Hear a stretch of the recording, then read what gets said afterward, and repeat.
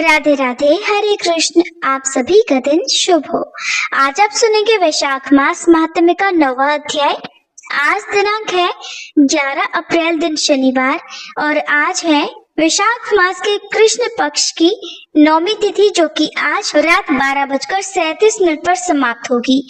आज सिद्ध योग शाम 6:38 तक रहेगा। बाद में साध्य योग प्रारंभ होगा। ब्रह्म मुहूर्त सुबह 4:36 से 5:24 तक रहेगा। सूर्योदय होगा सुबह 6:13 पर, सूर्यास्त होगा शाम 6:42 पर। और आज राहु काल सुबह 9 बजे से 10:30 बजे तक रहेगा। इससे पहले की कथाओं को सुनने के लिए, वीडियो को लाइक और कमेंट्स करने के लिए आपका बहुत बहुत धन्यवाद। और आज आप सुनेंगे श्री राधा रानी के एक भक्त की कथा सुनकर। अगर आपको ये कथाएं इस तरह से सुनना अच्छा लगता हो चैत्र मास महात्म्य के साथ, तो कमेंट करके जरूर बताइएगा और वीडियो को लाइक करना बिल्कुल मत भूलिएगा। प्रिय भक्तजनों, अब आपको श्री राधा रानी के एक भक्त की कथा सुनाते हैं। जो कोई भी श्रद्धा और प्रेम से श्री राधा रानी की इस दिव्य कथा को सुनता है या केवल राधा नाम का ही उच्चारण करता है, उसके जीवन में अद्भुत परिवर्तन होने लगते हैं। कहा जाता है कि उस भक्त के आगे स्वयं भगवान विष्णु मार्गदर्शन करते हुए चलते हैं, मानो उसके हर कदम को सुरक्षित और सफल बना रहे हो। वहीं उसके पीछे भगवान शिव रक्षा के लिए खड़े रहते हैं, जैसे एक करुणामय संरक्षक हर संकट को दूर करने के लिए तत्पर हो। इतना ही नहीं, राधा नाम लेने वाले भक्त के दाहिने ओर देवराज इंद्र अपने वज्र के साथ उसकी रक्षा करते चलते हैं, और बाईं ओर वरुण देव अपने हाथों में दिव्य छत्र धारण करके उस पर कृपा और शीतलता की वर्षा करते हैं। और ये दृश्य दर्शाता है कि जो भी राधा नाम से जुड़ जाता है, वो केवल एक नाम नहीं बल्कि संपूर्ण देवताओं की कृपा का अधिकारी बन जाता है। और सबसे अद्भुत बात तो ये है कि अगर कोई व्यक्ति भूलवश अनजाने में भी राधा नाम अपनी जिह्वा से उच्चारित कर दे, तब भी राधा रानी उसे अपना मान लेती हैं। उनका प्रेम इतना विशाल और इतना निष्काम है कि वो किसी भी भेदभाव के बिना अपने भक्त को अपना लेती हैं। तो राधा नाम स्वयं में एक ऐसा अमृत है जो जीवन के पाप, कष्ट और दुखों को हरकर भक्ति, शांति और आनंद से भर देता है। और आज के इस प्रसंग में हम सब भी ऐसे ही दिव्य प्रेम का अनुभव करने जा रहे हैं। तो आप सभी प्रेम से बोलिए, जय जय श्री राधे। बरसाने की पीली पोखर से प्रेम सरोवर जाने वाले रास्ते से थोड़ा हटकर वन प्रांत में एक पुराना चबूतरा है। लोग उसे गुलाब सखी का चबूतरा कहते हैं और आते जाते उस पर अपना माथा भी टेकते हैं। गुलाब दरअसल एक गरीब मुसलमान था। अब राधा रानी के भक्त तो कोई भी हो सकते हैं। तो बरसाने की पवित्र धरती पर वह पैदा हुआ था। ब्रह्मादि देव जिस रज की कामना करते हैं, उसका तो उसे जन्म से ही स्पर्श हुआ था। वह पढ़ा लिखा भी कुछ नहीं था, लेकिन हाँ, सारंगी बड़ी अच्छी बजा लेता था। श्री राधा रानी के मंदिर के प्रांगण में जो कुछ भी पदगान हुआ करता था, उसमें वह सारंगी बजाया करता था। यही उसकी आजीविका थी।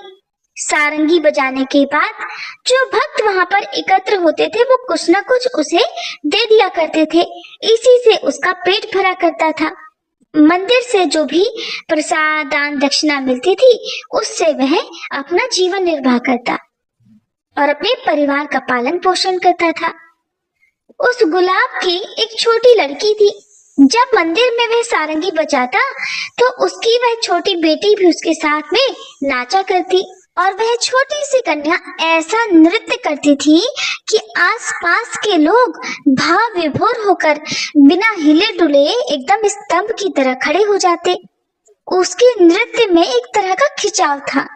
अपनी बेटी से वह बहुत प्यार करता था। उसका नाम रखा था उसने राधा। धीरे धीरे वह बड़ी होने लगी। अब वह दिन आते देर नहीं लगी जब लोग उससे कहने लगे, गुलाब, लड़की सयानी हो गई है, अब उसकी शादी कर दे। वो केवल गुलाब की ही बेटी नहीं थी, बल्कि बरसाने की बेटी थी, और बरसाने के सभी लोग उससे विशेष स्नेह रखते थे। जब भी कोई गुलाब से उसका विवाह करवाने को कहता तो वो बस एक ही उत्तर देता, शादी करूं कैसे?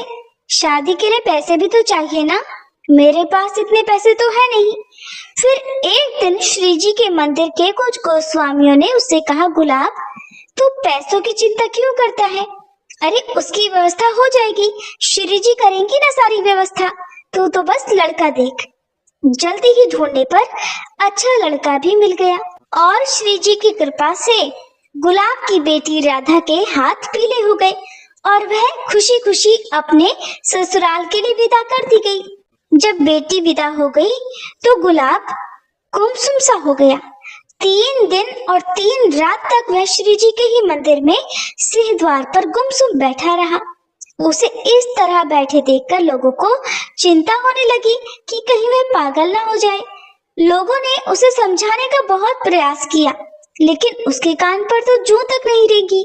और चौथे दिन जब वह श्री जी के मंदिर में सिंह द्वार पर उसी तरह से गुमसुम उदास सा बैठा था, तभी सहसा उसके कानों में एक आवाज आई, बाबा बाबा मैं आ गई, सारंगी नहीं बजाओगे तो मैं नाचूंगी कैसे? उस समय दरअसल थोड़ी कमजोरी थी, कई दिनों से कुछ खाया पिया नहीं था, एक जगह पर लगातार बैठा हुआ था। तो वो सो रहा था या जाग रहा था उसे देखकर कहना मुश्किल था। आंखें मुंदी मुंदी सी थी और उन्हीं मुंदी आंखों से वो आवाज सुनकर सारंगी बजाने लगा और राधा नाचने लगी। हर बार जब भी वह नृत्य करती थी तब उसकी पायल की झनकार में एक अलग आवाज होती थी, लेकिन आज पायल की झनकार ऐसा लगता था मानो प्राणों को ही भाव विभोर कर रही हो, प्राणों को ही अपनी ओर आकर्षित कर रही हो। गुलाब की आंखें आधी बंद आधी खुली थी, उसे बहुत ज्यादा सुध-बुध नहीं थी, बस ऐसे ही आंखें बंद करके वो ध्यान में लगा हुआ था और ऐसे ही आधी खुली आधी बंद आंखों से सारंगी बजा रहा था। और सहसा देखते ही देखते पायल की वो झनकार उसकी अंतरात्मा को अंदर तक झकझोर गई और उसके तन और मन की आंखें खुल गई। अब जब उसे सुध आई तो उसने आंखें खोलकर देखा कि उसकी बेटी राधा नहीं बल्कि स्वयं राधा रानी है जो नृत्य कर रही है। अब तक तो सारंगी बजाने पर उसकी खुद की बेटी वहां पर नृत्य करा करती थी। ये सारा दृश्य देखकर वह सजल और आश्चर्यचकित नेत्रों से बोला, बेटी बेटी। और जैसे ही कुछ और आगे कहने का उसने प्रयास किया, स्नेह से कांपते और डगमगाते हाथों से वह उनकी ओर बढ़ा तो वे भागी। अब तो गुलाब भी उनके पीछे पीछे भागा, क्योंकि साक्षात श्री राधा रानी ने उसे दर्शन जो दिए थे। और इस तरह गुलाब उनके पीछे पीछे मंदिर के अंदर भागा और उसके बाद वह अदृश्य हो गया। और इस घटना के बाद कभी भी किसी ने भी गुलाब को कहीं नहीं देखा। उसके अदृश्य होने की बात कि वो कहाँ गया कहाँ है, एक पहेली बनकर रह गई। कुछ दिनों के बाद मंदिर के गोस्वामी जी शयन आरती करके अपने घर लौट रहे थे, तभी झुरमुट से आवाज आई, गोसाई जी गोसाई जी। गोसाई जी ने पूछा, कौन? गुलाब झुरमुट से निकलते हुए बोला, मैं हूँ आपका गुलाब। गोसाई जी को विश्वास नहीं हुआ, बोले, लेकिन तू तो मर गया था।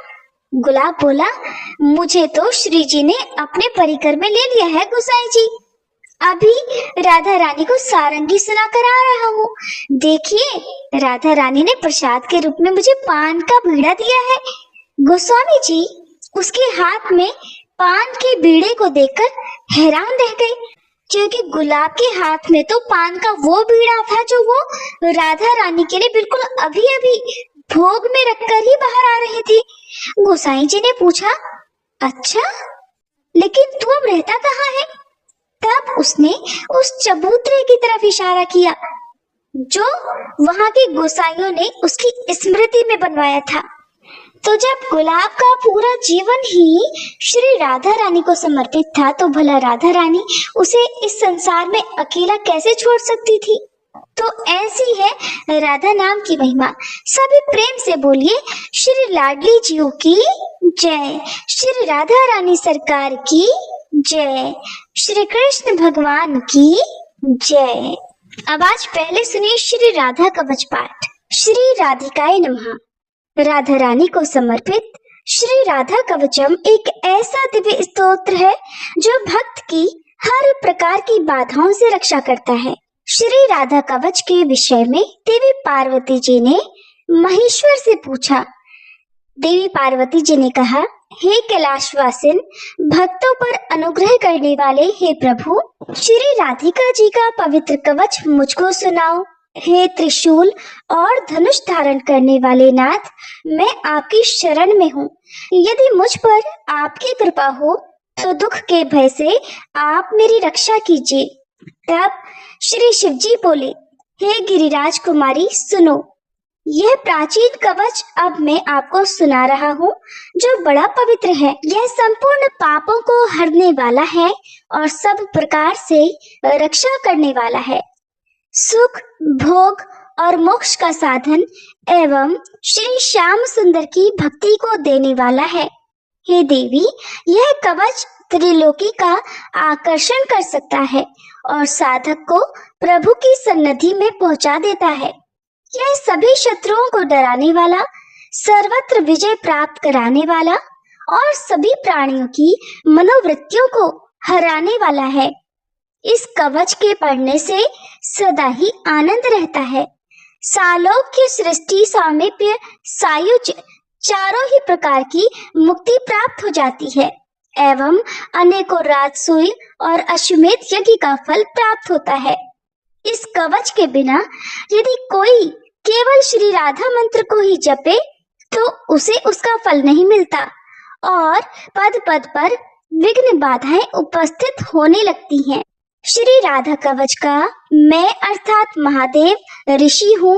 अनुष्टुप छंद है, श्री राधा देवता है, रांग बीज और रांग ही कीलक है। धर्म, अर्थ, काम और मोक्ष, इन सब में ही इसका विनियोग किया जाता है। श्री राधा जी मेरे मस्तक और ललाट की रक्षा करे, श्रीमती दोनों नेत्रों की और गोपेंद्र नंदिनी दोनों कानों की रक्षा करे और श्री हरि प्रिया जी नासिका की और शशि शोभना जी दोनों भ्रुकुटियों की रक्षा करे। श्री कृपा देवी ऊपर के होठ की और गोपिका जी नीचे के होठ की रक्षा करे। ऊपर के दांतों की श्री वृष भानु सुता और ठोड़ी की श्री गोप नंदिनी जी रक्षा करे। कपोलों की चंद्रावली जी रक्षा करे और श्री कृष्ण प्रिया जी जिह्वा की रक्षा करे। श्री हरि प्रिया कंठ की और विजया जी हृदय की रक्षा करे। चंद्रवदना दोनों भुजाओं की, सुवल्वसा पेट की, युगान्वता कमर की और सौभद्रिका दोनों पैरों की रक्षा करे। चंद्रमुखी नखों की, गोपा वल्लभा टखनों की, जया घुटनों की और गोपी सभी ओर से मेरी रक्षा करे। शुभ प्रदा पीठ की, पेट की, श्रीकांत वल्लभा जानू अर्थात घुटनों की, जया और हरिणी मेरी सभी ओर से रक्षा करे। वाणी वचनों की रक्षा करे। धनेश्वरी खजाने की, कृष्ण रता पूर्व दिशा की और कृष्ण प्राणा पश्चिम दिशा की रक्षा करे। उत्तर दिशा की हरिता, दक्षिण दिशा के वृषभानुजा, रात्रि में चंद्रावली और शवेदित मेखला दिन में रक्षा करे।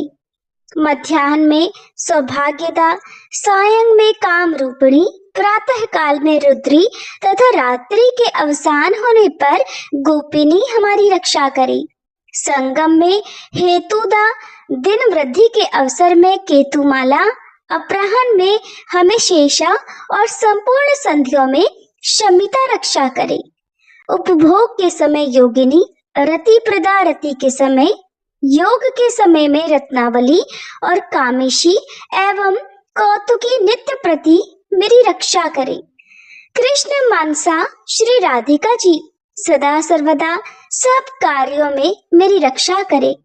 जिन स्थलों के नामों की चर्चा नहीं की गई है उन सब की श्री ललिता जी रक्षा करे। महेश्वर कहते हैं, हे देवी, यह अद्भुत कवच हमने तुम्हें सुना दिया। इसका नाम है सर्व रक्षा कारक। यदि इसे कोई प्रातः, मध्याह्न या सायंकाल पढ़ता है तो इससे बड़ी भारी रक्षा हो जाती है। श्री राधा कवच के पढ़ने से उस साधक के मन में जैसी कामना हो वैसे ही सिद्धि हो जाती है।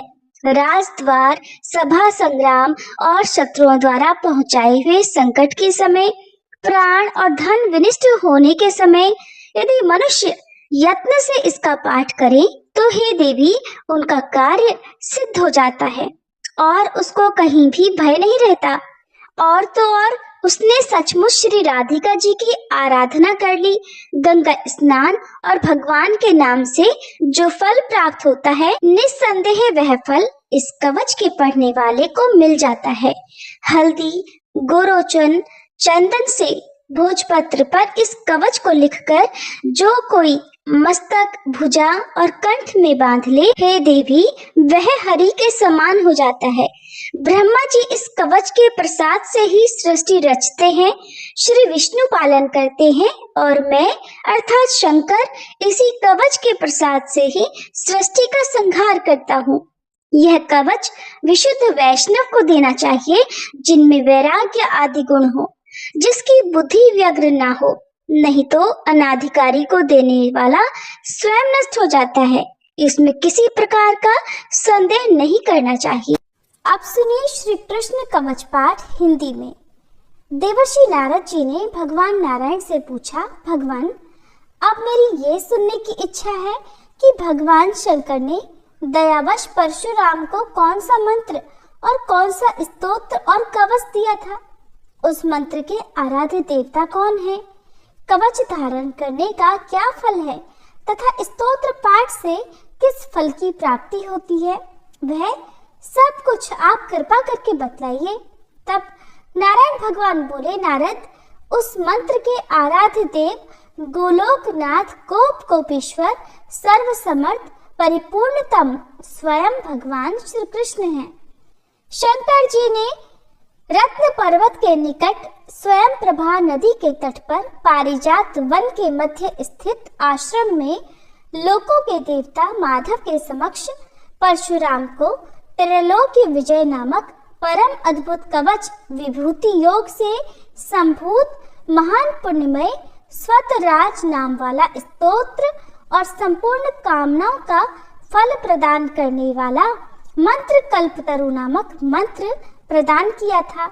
महादेव जी ने कहा, भृगुवंशी महाभागवत्स, तुम प्रेम के कारण मुझे पुत्र से भी अधिक प्रिय हो, अतः आओ कवच ग्रहण करो। हे राम, जो ब्रह्मांड में परम अद्भुत तथा विजयप्रद है, श्री कृष्ण के उस त्रैलोक्य विजय नामक कवच का मैं वर्णन करता हूँ, सुनो। पूर्व काल में श्री कृष्ण ने गोलोक में स्थित वृंदावन नामक वन में राधिकाश्रम में रास मंडल के मध्य ये कवच मुझे दिया था। ये अत्यंत गोपनीय तत्व संपूर्ण मंत्र समुदाय का विग्रह स्वरूप, पुण्य से भी बढ़कर पुण्यतर, परमोत्कृष्ट है और इसे स्नेहवश मैं तुम्हें बता रहा हूँ, जिसे पढ़कर और धारण करके मूल प्रकृति भगवती आद्य शक्ति ने शुंभ निशुंभ महिषासुर और रक्तबीज का वध किया था, जिसे धारण करके मैं लोगों का संहारक और संपूर्ण तत्वों का जानकार हुआ हूँ तथा पूर्व काल में जो दुरंत और अवध्य थे उन त्रिपुरों को खेल ही खेल में दग्ध कर सका हूँ, जिसे पढ़कर और धारण करके ब्रह्मा ने इस उत्तम सृष्टि की रचना की है, जिसे धारण करके भगवान शेष सारे विश्व को धारण करते हैं, जिसे धारण करके कूर्मराज शेष को लीला पूर्वक धारण किए रहते हैं,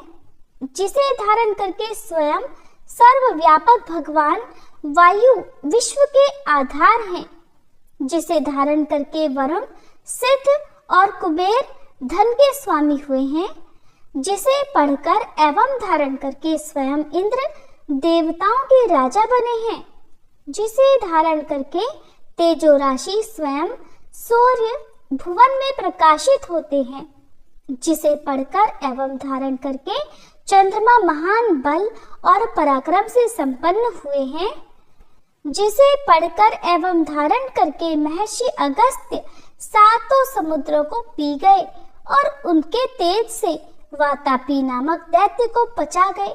जिसे पढ़कर एवं धारण करके पृथ्वी देवी सबको धारण करने में समर्थ हुई हैं।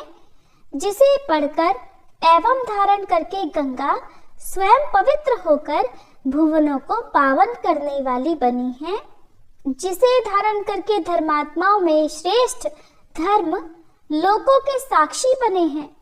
जिसे धारण करके सरस्वती देवी संपूर्ण विद्याओं की अधिष्ठात्री देवी हुई हैं।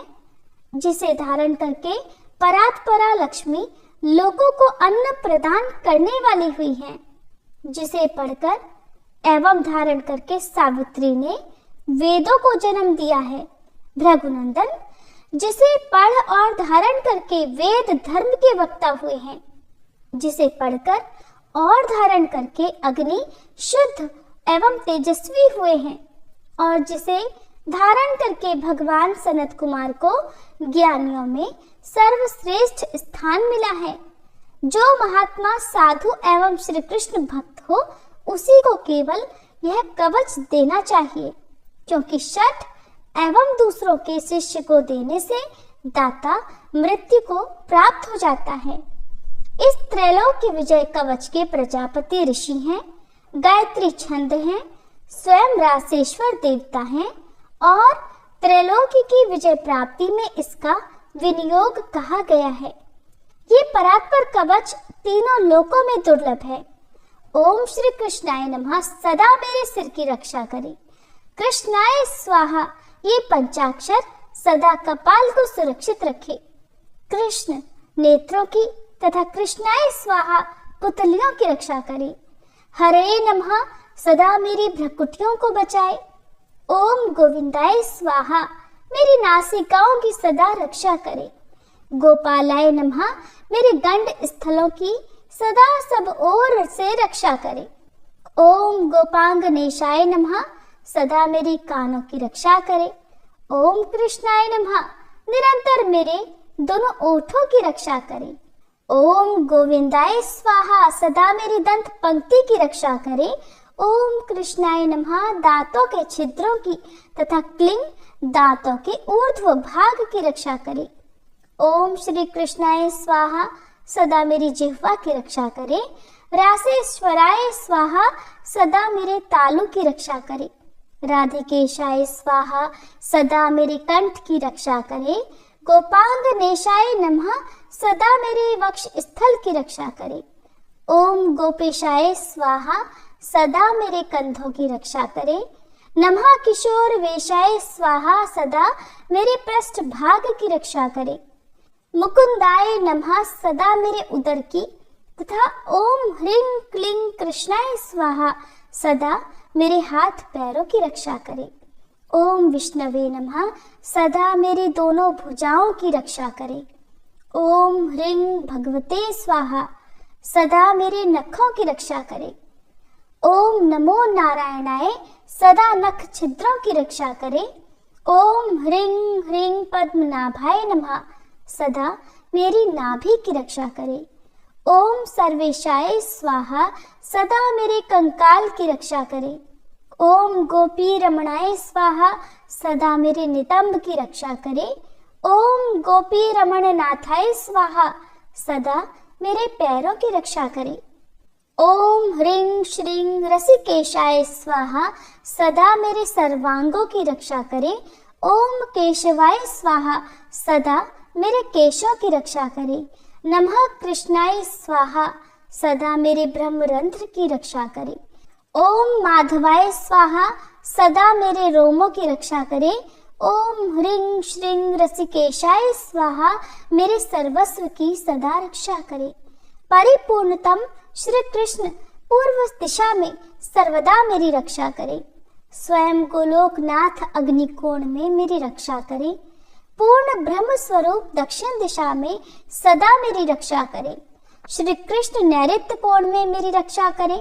श्री हरि पश्चिम दिशा में मेरी रक्षा करे। गोविंद वायव्य कोण में नित निरंतर मेरी रक्षा करे। रसिक शिरोमणि उत्तर दिशा में सदा मेरी रक्षा करे। वृंदावन विहार कृत सदा ईशान कोण में मेरी रक्षा करें। वृंदावनी के प्राणनाथ ऊर्ध्व भाग में मेरी रक्षा करें।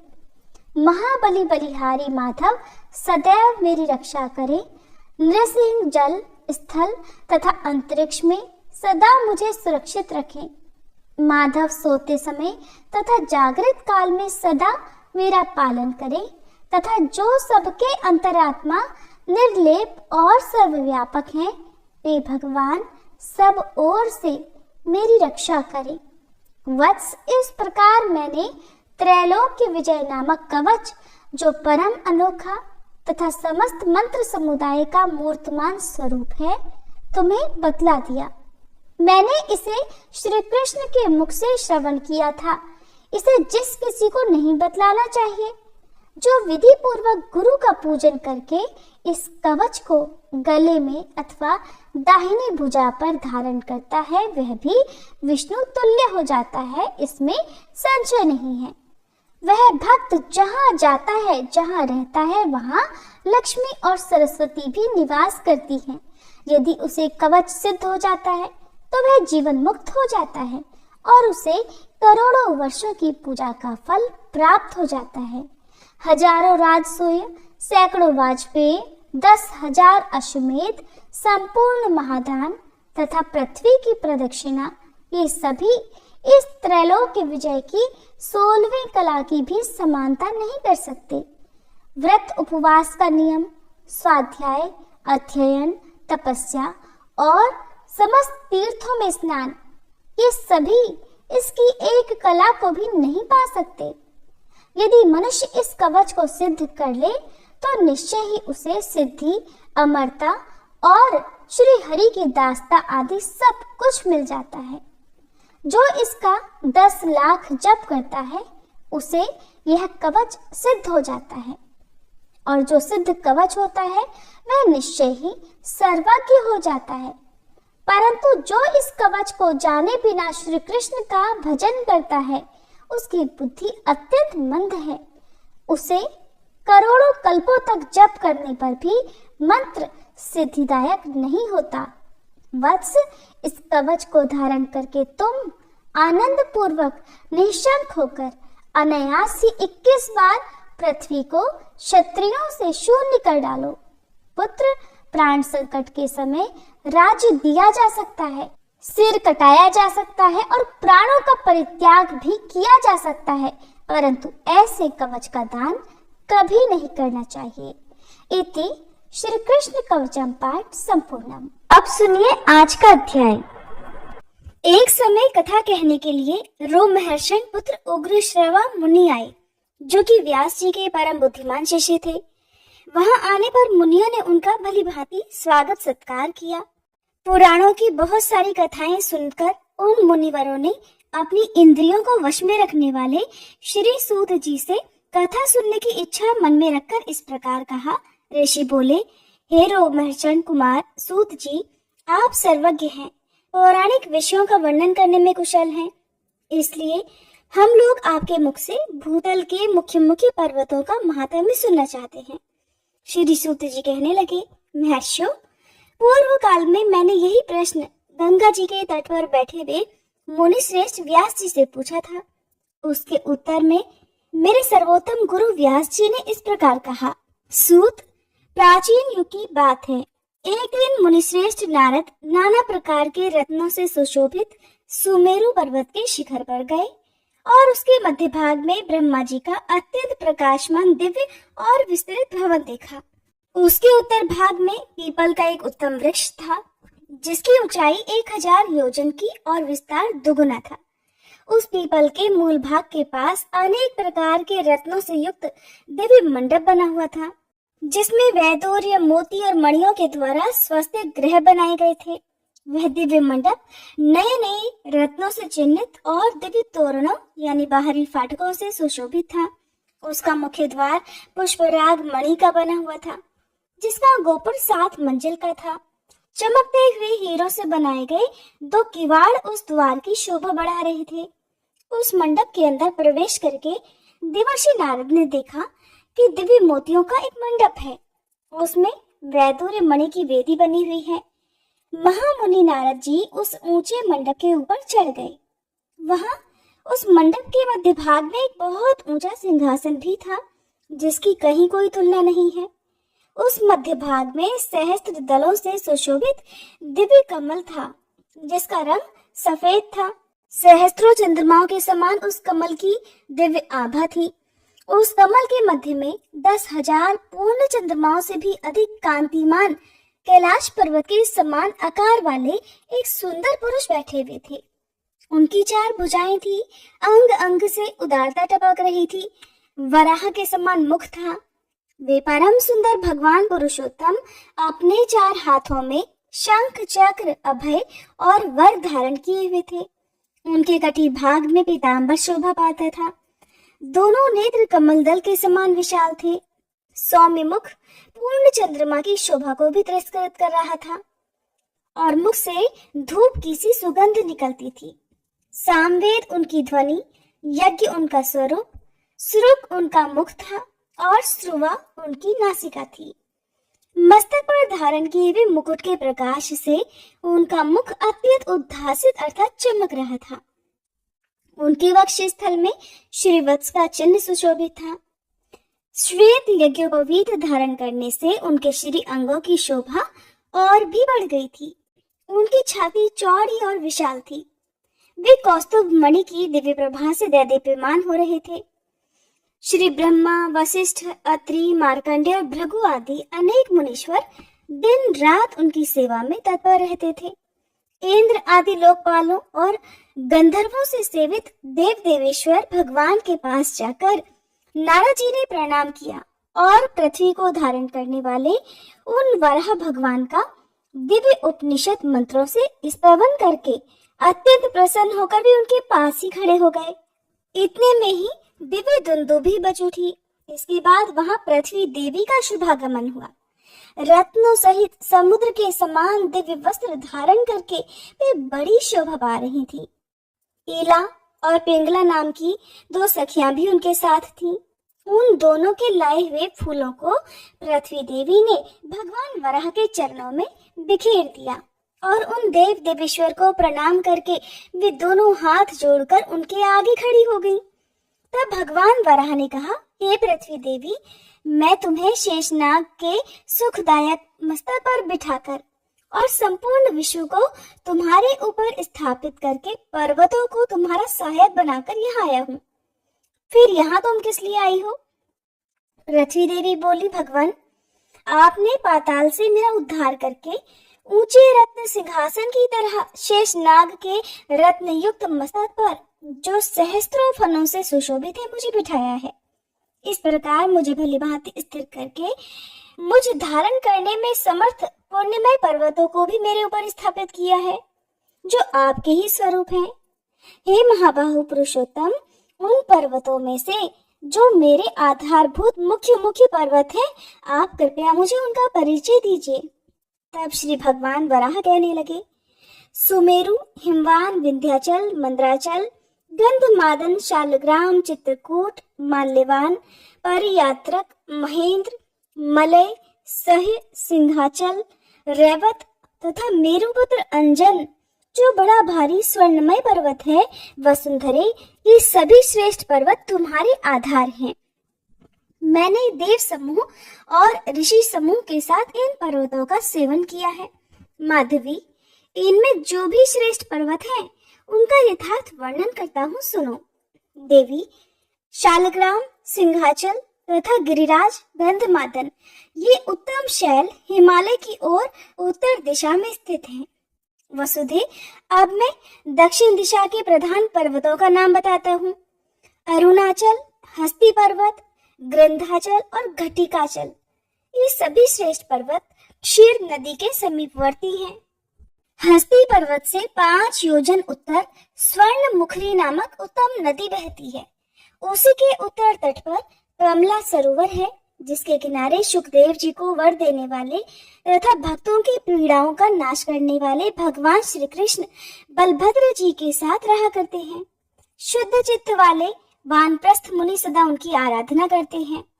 कमला सरोवर से उत्तर 2 कोस की दूरी पर कल्प वृक्षों से सुशोभित श्रेष्ठ वन में श्री वेंकटाचल नामक प्रसिद्ध पर्वत है, जो भगवान विष्णु का महान आश्रय है। वह शैलराज 1 योजन ऊंचा और 7 योजन चौड़ा है। वह समूचा पर्वत स्वर्णमय है। उसके शिखर रत्न धारण करने वाले हैं। इंद्र आदि देवता, वशिष्ठ आदि मुनीश्वर, सिद्ध साध्य मरुद्वान दानव दैत्य राक्षस तथा रंभा आदि अप्सराएं वहां नियम पूर्वक निवास करती हैं। नाग, गरुड़ और किन्नर वहां तपस्या किया करते हैं। इन सब से सेवित अनेकों नदियां हैं, जिनका दर्शन भी बड़ा पुण्यदायी है। हे पृथ्वी देवी, उस पर्वत पर अनेक प्रकार के दिव्य सरोवर शोभा पा रहे हैं। माधवी, अब मैं तुम्हें नारायण गिरी का महात्म्य बतलाता हूँ, ध्यान देकर सुनो। देवता, ऋषि तथा संकादि योगी सतयुग में अंजन गिरी को, त्रेता में नारायण गिरी को, द्वापर में सिंहाचल को और कलयुग में श्री वेंकटाचल को परमात्मा भगवान विष्णु का निवास स्थान कहते हैं। अन्य विद्वानों का भी यही मानना है। जो सहस्त्रों योजन दूर से या फिर द्वीपांतर में पहुंचकर भी गिरिराज वेंकटाचल को प्रणाम करता है, उसे प्रणाम करने के उद्देश्य से उसकी दिशा की ओर भक्ति भाव से मस्तक झुकाता है, वह सभी पापों से मुक्त होकर अंत में विष्णु लोक को जाता है। उस पर्वत पर जो 6 प्रधान तीर्थ हैं, उसका समय अनुसार महात्म्य बताऊंगा। वर्तमान में वेंकटाचल या फिर वेंकट रमणाचलम, जिसे शेषाचल भी कहते हैं, तिरुमला पहाड़ी की 7वीं चोटी का नाम है, जो कि आंध्र प्रदेश में स्थित है।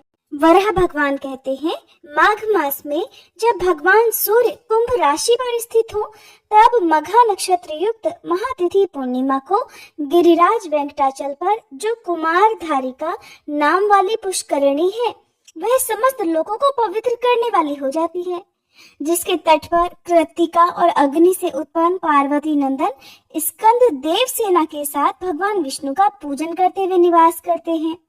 उस तीर्थ में जो भी मध्याह्न काल में स्नान करता है, उसके पुण्य फल को भी सुनो। हे वसुधे, गंगा आदि सभी तीर्थों में जो 12 वर्षों तक नियम पूर्वक स्नान करता है, उसे जिस फल की प्राप्ति होती है, वही फल कुमार धारा तीर्थ में स्नान करने वाले को भी मिल जाता है।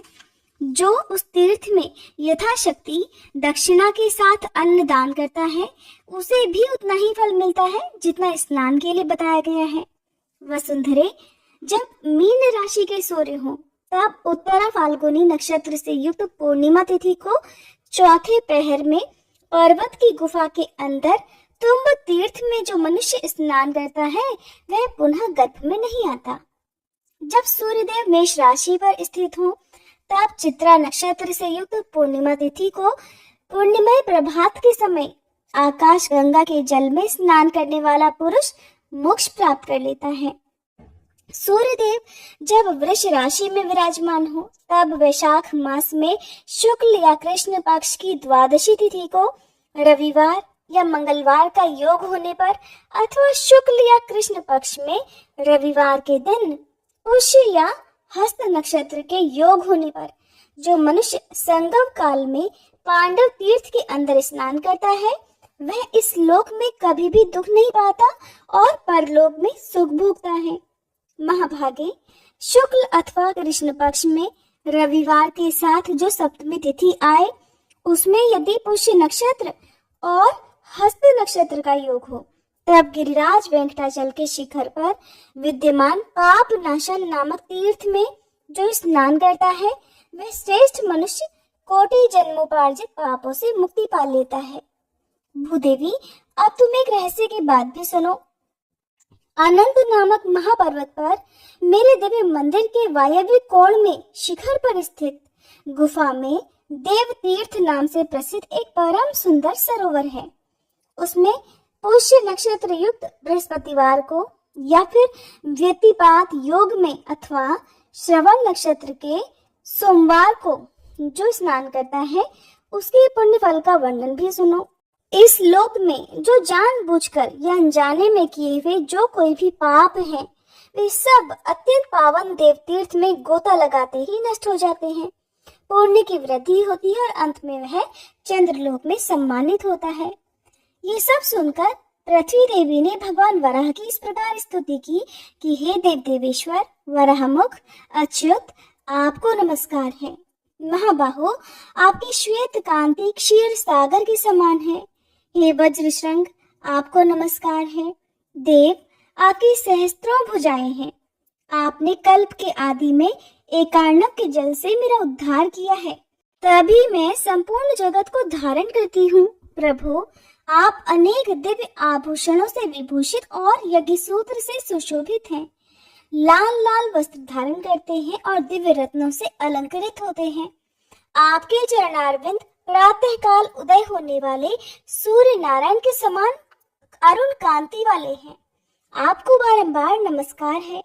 आपके दाढ़ों का अग्रभाग बाल चंद्रमा के समान शोभा पाता है। आपका बल और पराक्रम महान है। आपके श्री अंगों में दिव्य चंदन का आलेप लगा हुआ है और कानों में तपाए हुए सोने के कुंडल झिलमिला रहे हैं। आप इंद्रनील मणि से प्रकाशमान स्वर्णमय अंगद अर्थात बाजूबंद से विभूषित हैं। हे महाबल, आपने अपनी दाढ़ों के अग्रभाग से हिरण्याक्ष नामक दैत्य का वक्ष स्थल चीर डाला है। आपके नेत्र खिले हुए पुष्प कमल के समान परम सुंदर हैं। आप अपने दिव्य मुख से सामवेद के मंत्रों का गान करते समय मेरे मन को मोह लेते हैं। हे विशाल लोचन, ब्रह्मा जी और भगवान शिव आपके चरणों की वंदना करते हैं। आपका श्री विग्रह सर्व विद्या में है। आप शब्दों की पहुंच से परे हैं। आपको बारंबार नमस्कार है। हे आनंद विग्रह, हे अनंत काल काल, आपको नमस्कार है। इस प्रकार स्तुति करके पृथ्वी देवी ने भगवान के चरणों में प्रणाम किया। ये देखकर भगवान वराहदेव के नेत्र हर्ष से खिल उठे। उन्होंने पृथ्वी देवी को साथ लेकर गरुड़ पर आरूढ़ होकर वहां से वृषभाचल अर्थात वेंकटगिरी को प्रस्थान किया। नारद आदि मुनीश्वरों से प्रशंसित और सेवित होकर पृथ्वीपति भगवान वराह स्वामी पुष्करणी के लोक पूजित पश्चिम तट पर निवास करते हैं। वहाँ अनेकानेक मुनीश्वर, महाभाग वैखानस और ब्रह्मा जी के तुल्य महात्मा पुरुष वराहमुख भगवान विष्णु की आराधना में संलग्न रहते हैं। हे सूत, जो मनुष्य हम दोनों के इस धर्ममय पावन संवाद को सुनता अथवा देवता और ब्राह्मणों के आगे बढ़ता है, वह प्रतिष्ठा को प्राप्त होता है। यह जितने लोग सुनते हैं उन सभी को मनवांछित वस्तु की प्राप्ति होती है। श्री सूत जी कहते हैं, मुनीश्वरों, भगवान व्यास ने ये महात्म्य मुझसे कहा है और मैंने जैसा सुना है वैसा ही आप लोगों के सामने वर्णन कर दिया है। भक्तजनों, इसके आगे का वृतांत आप सभी कल के अध्याय में सुनिएगा। अब सुनिए श्री तुलसी चालीसा पाठ। जय जय तुलसी भगवती सत्यवती सुखदानी, नमो नमो हरिप्रेसी श्री वृंदा गुणखानी, श्री हरिशेष विरजनी देहु अमर वर अम्ब, जनहित हे वृंदावनी अब न करहु विलंब। धन्य धन्य श्री तुलसी माता, महिमा अगम सदा श्रुति गाता। हरि के प्राण हूँ से तुम प्यारी, हरहि हेतु कीन्हो तप भारी। जब प्रसन्न है दर्शन दीन्हो, तब कर जोरी विनय उस कीन्हो। हे भगवंत कंत मम होहु, दीन जानि जन छाड़हु छोहु। सुनी लक्ष्मी तुलसी की बानी, दीन हो श्राप कद पर आनी। उस अयोग्य वर मांगन हारी, हो विटप तुम जड़ तनु धारी। सुनि तुलसी ही श्रप्यो देहि ठामा, करहु वास तुहु नीचन धामा।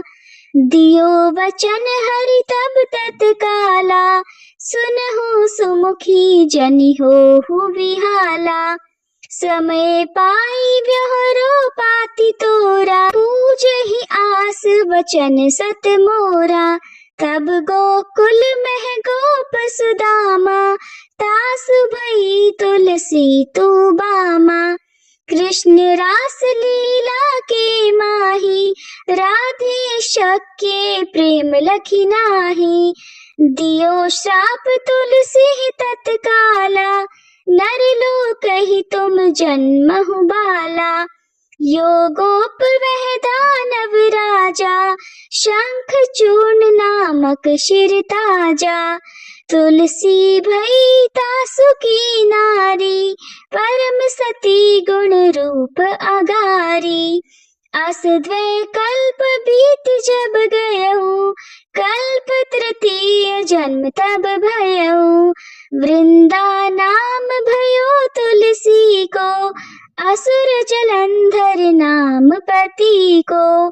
कर अति द्वंद अतुल बल धामा, कीन्हा शंकर से संग्रामा। जब निज सैन्य सहित शिव हारे, मरहिन तब हर हर ही पुकारे। पतिव्रता वृंदाती नारी, को न सके पति संहारी। तब जलंधर ही वेश बनाई, वृंदाधिक हरि पहुँचो जाई। शिव हित लही करि कपट प्रसंगा, कियो सत्यत्व धर्म तो ही भंगा। भयो जलंधर कर संहारा, सुनी उर शोक अपारा। तिहि क्षण दियो कपट हरि तारी, लखी वृंदा दुख गिरा उचारी। जलंधर जस हत्यो अभीता, सोई रावण तस हरहि सीता। अस प्रस्तर सम हृदय तुम्हारा, धर्म खंडी मम पति ही संहारा। यही कारण लही श्राप हमारा, होवे तनु पाषाण तुम्हारा। सुनि हरि तुरत ही वचन उचारे, दियो श्राप बिना विचारे। लख्यो ना निज करतूत पति को, छलन चाहियो जब पार्वती को। जड़ मति तू अस हो जड़ रूपा, जग में तुलसी विटप अनूपा। धाग्य रूप हम शाली ग्रामा, नदी गंड की बीच ललामा। जो तुलसी दल हम ही चढ़ई है, सब सुख भोगी परम पद पई है।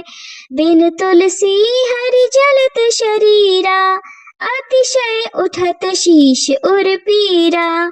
जो तुलसी दल हरि शीर धारत, 100 सहस्त्र घट अमृत डारत।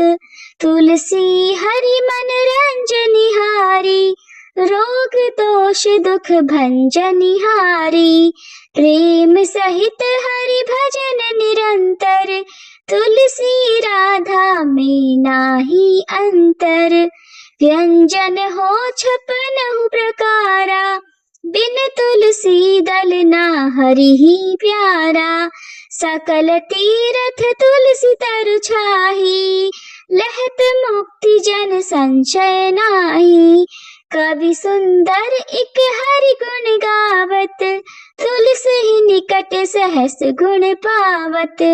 बसत निकट दुर्वासा धामा, जो प्रयास ते पूर्व ललामा।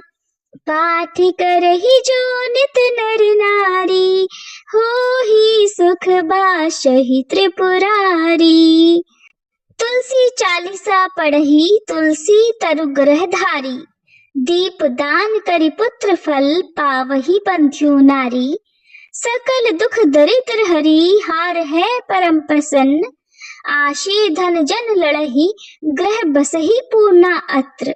लाही अभिमत फल जगत, मैं लाही पूर्ण सब काम। जेई दल अर्पही तुलसी, तह सहस बसही हरि राम। तुलसी महिमा नाम लख, तुलसी सुत सुख राम। मानस 40 रचो, जग में तुलसीदास। तुलसी महारानी की जय। श्री हरि विष्णु भगवान की जय। तुलसी महारानी नमो नमो, हरि की पटरानी नमो नमो। धन तुलसी पूरण तप कीनो, धन तुलसी पूरण तप कीनो, शालिग्राम बनी पटरानी। नमो नमो तुलसी महारानी, नमो नमो। जाके पत्र मंजरी कोमल, जाके पत्र मंजरी कोमल, श्रीपति कमल चरण लपटानी। नमो नमो तुलसी महारानी, नमो नमो। धूप दीप नैवेद्य आरती, धूप दीप नैवेद्य आरती, पुष्पन की वर्षा वर्षानी। नमो नमो तुलसी महारानी, नमो नमो। 56 भोग 3600 व्यंजन, 56 भोग 3600 व्यंजन, बिन तुलसी हरि एक न मानी। नमो नमो बिन तुलसी हरि एक न मानी। नमो नमो तुलसी महारानी, नमो नमो। सभी सखी मैया तेरो यश गावे, सभी सखी मैया तेरो यश गावे, भक्ति दान दीजे महारानी। नमो नमो तुलसी महारानी, नमो नमो। हरि की पटरानी, नमो नमो तुलसी महारानी, नमो नमो। तुलसी मैया की जय।